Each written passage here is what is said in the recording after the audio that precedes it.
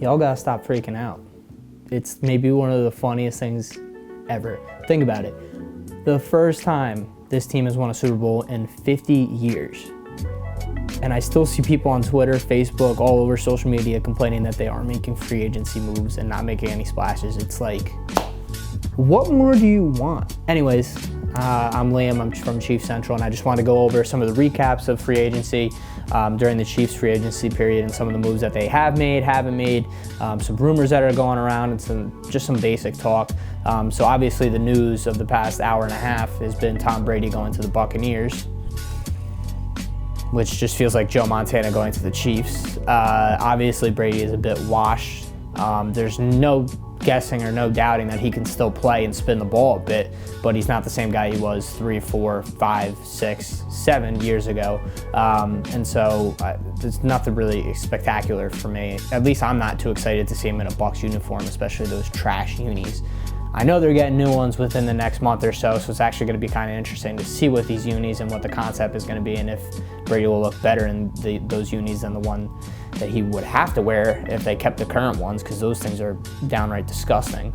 But in terms of Chiefs news, Kendall Fuller signed with the Redskins. He actually went back to Washington after coming to Kansas City a few years back in the Alex Smith deal. He got 4 years, $40 million by Washington. Listen, I liked Kendall Fuller. I actually loved him, especially when he was traded to us. I thought he was going to be maybe one of the best slot corners in football from there on out. He had a 90 overall Pro Football Focus grade that year with the Redskins in the slot, which I think was tied for, I think it was the #1 overall slot corner, I believe. And he was like a top 5 corner that year in general. So my hopes were really high with Kendall Fuller. And listen, he played okay. There was games that he definitely played solid, but he was very inconsistent in terms of coverage. He was hurt quite a bit, and they didn't have enough cap room to sign him. So I really don't fault them for letting him walk to Washington and go back there for 4 years, $40 million. They did not have the cap space to be able to do so. Obviously, Chris Jones at least seems like a priority. Now, they franchise tagged him. The question is whether they're actually going to work to accomplish a long-term deal, or if he's going to be tagged and traded.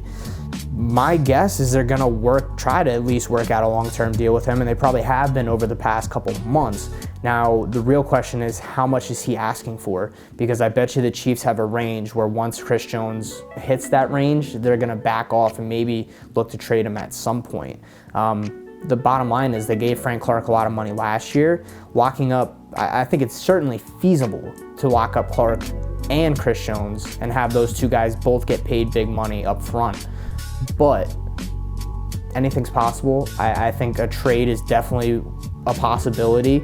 I don't see one being on the horizon, but again, if they're in contract talks and Chris Jones is asking for too much money, I would not be shocked if the Chiefs just pulled the trigger and maybe got a first-round pick and maybe even a third. That's the rumor, is a first and a third is really the starting point. So we'll see. It's going to be interesting over the next week or so to see where Chris Jones ends up, whether it be Kansas City or somewhere else. They're bringing back Damian Williams, which I'm super happy they're doing.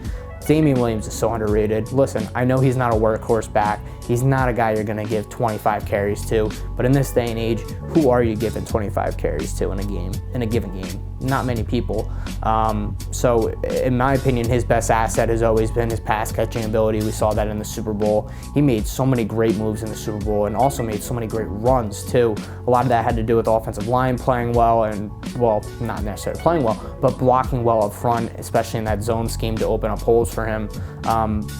But he's so dirt cheap that you can keep him on that contract. And listen, if you like a guy in the draft, and I'm not vouching for drafting a first-round running back because I don't like drafting first-round running backs. I'm not going to get into that now. However, if you like a guy possibly in the first, second, third round, you have the ability to do so.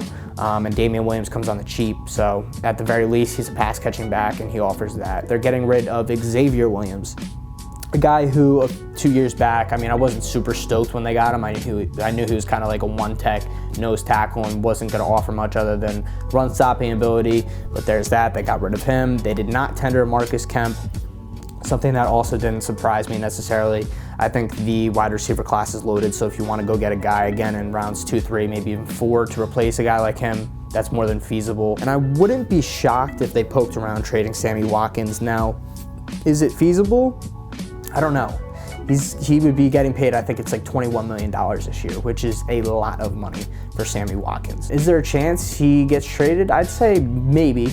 But again, it has to be a team that's willing to take on a deal like that, and I'm not sure if any team really is. Maybe if a team gets really desperate, like, I don't know, maybe the Jets or something like that, a team that's really needy for like a wide receiver. The Eagles maybe come to mind, but those are really the two I can think of off the top of my head. But listen, I want to keep Sammy. Ideally, restructure the contract and keep him for one more year.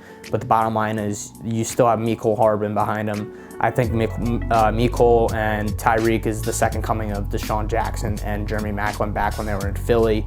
They're just so eerily similar, two just speed demons that stretch the field.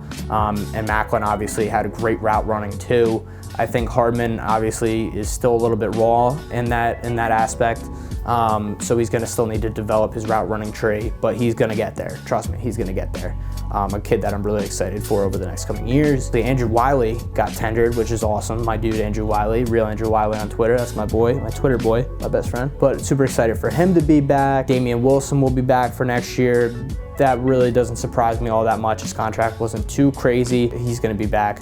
But guys that I still wonder whether they're gonna be on the team next year, there's a lot of contracts that they can kind of shed and work with. Obviously, they wanna extend Mahomes. I would assume they'd like to do so as soon as possible. I know Clark Hunt said they want to be a bit patient with it. However, in my opinion, you do it now. The longer you wait, the better he plays, the more money he's gonna ask for. Maybe he takes a little bit of a discount for being so loyal to the city. I don't know, there's a chance, and he's gonna get so much endorsement money from all the endorsements he has. So maybe they work some type of deal out that's a little bit team friendly. That's a possibility. But in terms of contracts that I think could be shed on this roster, that or maybe they're paying guys a little bit too much. Laurent Duvernay-Tardif is one that comes to mind. I know his contract was obviously structured by John Dorsey, the former GM, who put us in cap hell. And that contract, listen, he's not a bad guard, but for what we're paying him right now, it's probably a little bit too much. And that's an option if they want to go that route, and maybe I either restructure or look to just outright cut him, maybe trade him. I don't think he's a big trade candidate though. I don't think teams are gonna be coming out of the woodwork to go get a guy like him. In terms of other guys that I could see possibly getting cut or traded, Anthony Hitchens maybe, mainly just because of the current contract he has is just so expensive. A guy that's played okay, yeah, just okay for the Chiefs. Down the stretch last year, I think he played a little bit better and started coming into his own a little bit, but he's been very up and down. Almost every time I've watched him, he's had some missed tackles and some lapses in coverage. I think if there's one area they can upgrade, it's going to be the linebacking core and the back end of the back end, the front end, whatever you want to call it. The secondary, the cornerback group specifically, because the safeties are more than fine.